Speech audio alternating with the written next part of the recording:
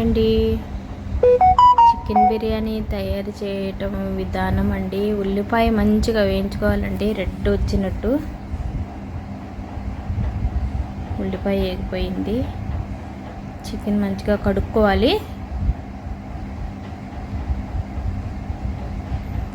తగినంత పెరుగు,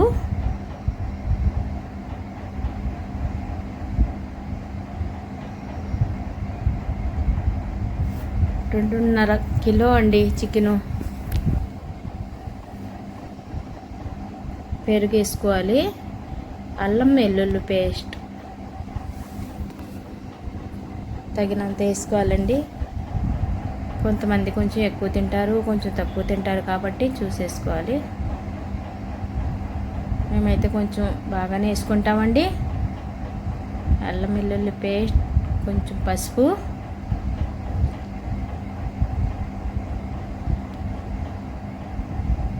లవంగా, యాలుక్కాయ, చెక్క పౌడర్ అండి.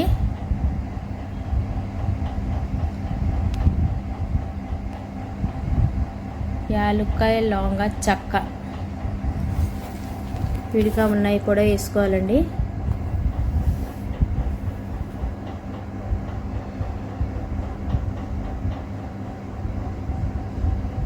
చూడండి, చాలా టేస్టీగా ఉంటుంది. తగినంత కారం,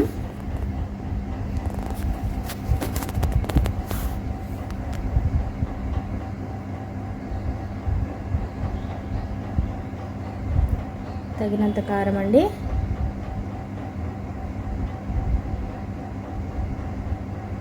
ఉల్లిపాయ అండి. చూడండి, మంచిగా ఎర్రగా వేగిందండి.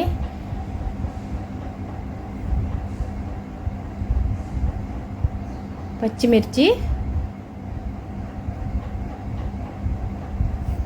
దీంట్లో పచ్చిమిర్చి కొంచెం సాల్ట్ వేసి పేస్ట్ అండి.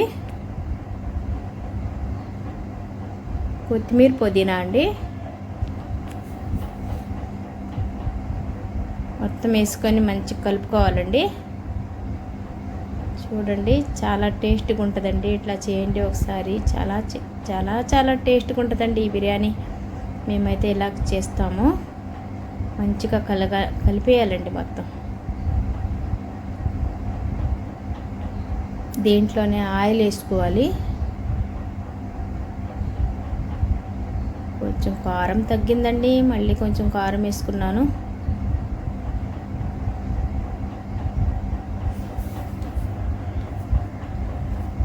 నిమ్మకాయ రసం అండి. నిమ్మకాయ రసం అయితే చాలా పడుతుందండి. టేస్ట్గా ఉండాలంటే పెరుగు, నిమ్మకాయ ఉంటేనే అండి టేస్ట్ బిర్యానీకి.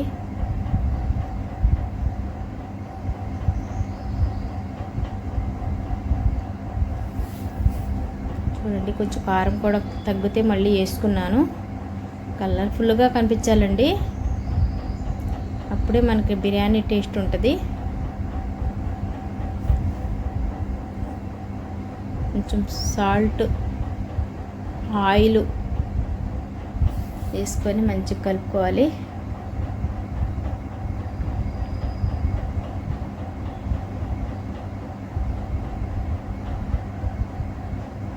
రెండున్నర కిలో చికెన్ అండి. 3 కేజీలు బాస్మతి రైస్ అండి. చూడండి, సాల్ట్ వేసాను.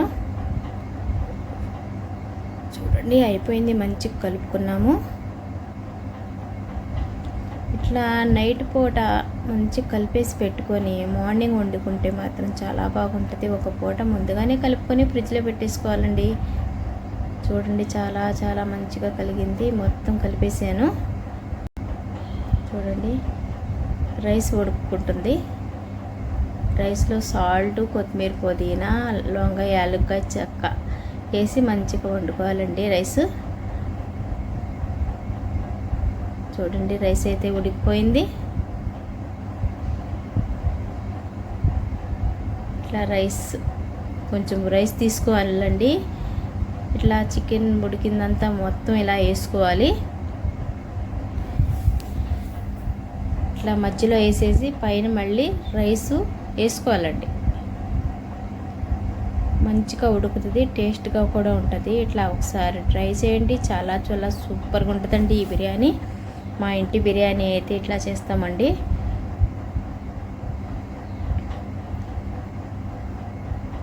చాలా బాగుందండి. చాలా టేస్ట్ కుదిరిద్ది ఈ బిర్యానీ అయితే. చూడండి అయిపోయింది. పైన రైస్ వేసుకోవాలి.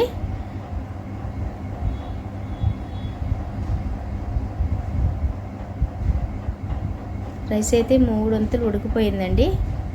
సిమ్గా పెట్టేసుకొని మంచిగా బిర్యానీ స్టవ్ మీద పెట్టేసుకుంటే అదే మంచిగా ఉడికిపోద్దండి. చాలా టేస్ట్గా ఉంటుంది. దీనిపైనే నెయ్యి వేసుకోవాలి.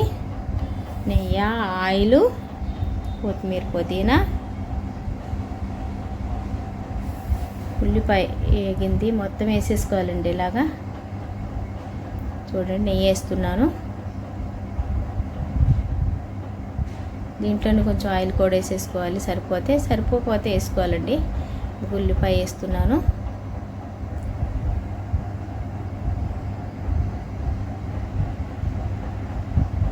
కలర్ అండి, కలర్ ఫుల్గా ఉంటుందంటే ఇట్లా వేసుకుంటే.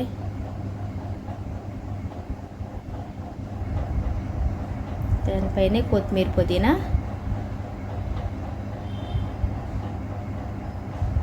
చూడండి స్టవ్ మీద పెట్టుకోవాలి.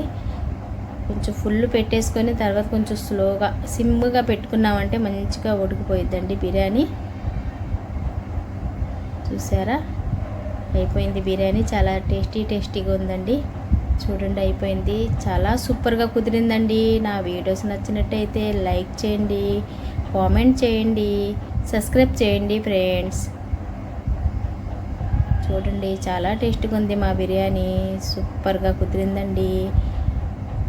థ్యాంక్ యూ అండి. Thank you. లైక్ చేయండి ఫ్రెండ్స్. Thank you.